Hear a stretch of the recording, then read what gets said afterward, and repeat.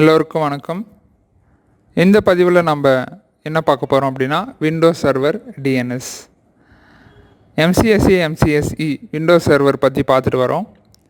இதில் active directory, application server, DHCP server இதை பற்றியெல்லாம் பார்த்தோம். இப்போ எதை பற்றி பார்க்க போகிறோம் அப்படின்னா டிஎன்எஸ் பற்றி பார்க்க போகிறோம்.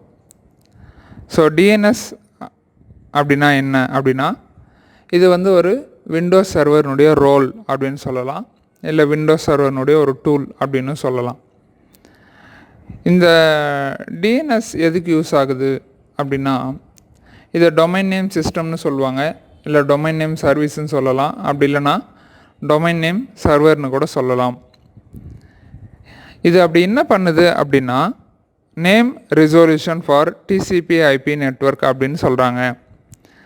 இப்போ ஒரு எடுத்துக்காட்டுக்கு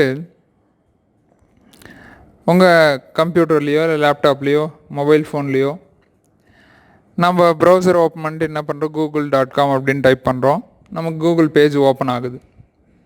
இல்லை youtube.com டைப் பண்ணுவோம், அந்த பேஜ் ஓப்பன் ஆகும். அது எப்படி நமக்கு ஓப்பன் ஆகும் அப்படின்னா இப்போ youtube.comன்றது பேர், அந்த பேருக்கு பின்னாடி ஒரு ஐபி இருக்கும். அந்த ஐபி எங்கே இருக்கும் அப்படின்னா யூடியூப்னுடைய சர்வர் எங்கே இருக்கோ, ஏதோ ஒரு நாட்டில் ஒரு ஒரு ஒரு ஊரில் பார்த்திங்கன்னா அந்த சர்வர் இருக்கும். அந்த சர்வருக்குள்ளே தான் அந்த ஐபி இருக்கும். ஸோ இந்த நம்ம youtube.com போட்டு நம்ம ப்ரௌசரில் என்ட்ரு கொடுத்ததும் அது என்ன பண்ணோம் அப்படின்னா நேராக போய்ட்டு ஐபியை காண்டாக்ட் பண்ணிவிட்டு அந்த சர்வரில் இருக்கக்கூடிய அந்த வெப் பேஜ், யூடியூப்னுடைய பேஜை நமக்கு எடுத்துகிட்டு காமிக்கும். ஸோ நம்ம நேம் கொடுத்தா அந்த யூடியூப் போய் ரீச் ஆகுது இல்லைங்களா, அதே மாதிரி தான் நம்ம யூடியூப் சர்வர்னுடைய ஐபி கொடுத்தாலும் நமக்கு யூடியூப் அப்படின்ற போய் அது நேமை ரீச் பண்ணி அது என்ன பண்ணணும்னா அந்த வெப் பேஜ் நமக்கு எடுத்துகிட்டு காமிக்கும், அந்த ஹோம் பேஜ். ஸோ இந்த நேம் கொடுத்தா ஐபி வருது, ஐபி கொடுத்தா நேம் வருது இல்லைங்களா, இது ரெண்டுத்தையும் ஒருங்கிணைச்சி வச்சுருக்கிறது தான் டிஎன்எஸ். டிஎன்எஸ் இருந்தால் மட்டுமே இதை கூப்பிட்டா அது வரும், அது கூப்பிட்டா இது வரும். டிஎன்எஸ் இல்லைன்னா இது கூப்பிட்டா அது வராது, அது கூப்பிட்டா இது வராது. சரிங்களா?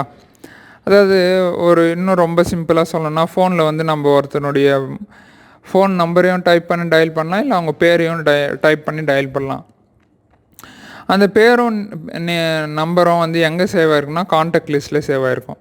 ஸோ டிஎன்எஸும் ஐபியையும் டொமைன் நேமையும் வச்சுக்கக்கூடிய ஒரு கான்டாக்ட் லிஸ்ட்டுன்னு சொல்லிவிட்டு நீங்கள் மனசில் பதிய வச்சுக்கிட்டா இது உங்களுக்கு ரொம்ப எளிமையாக இருக்கும். சரிங்களா? ஸோ இதுதான் டிஎன்எஸ். இந்த பதிவு உங்களுக்கு புரிஞ்சிருக்கும் அப்படின்னு நான் நம்புகிறேன். மறக்காமல் வீடியோவை லைக் பண்ணுங்கள். அடுத்த வீடியோவில் நம்ம இன்னொரு புது விஷயத்தோடு சந்திப்போம். எந்த ஒரு விஷயமாக இருந்தாலும் நம்ம பயிற்சி பண்ணி பார்த்துறது ரொம்ப நல்லது. முடிஞ்ச அளவு பயிற்சி பண்ணி பார்க்க முயற்சி பண்ணுங்கள். நன்றி.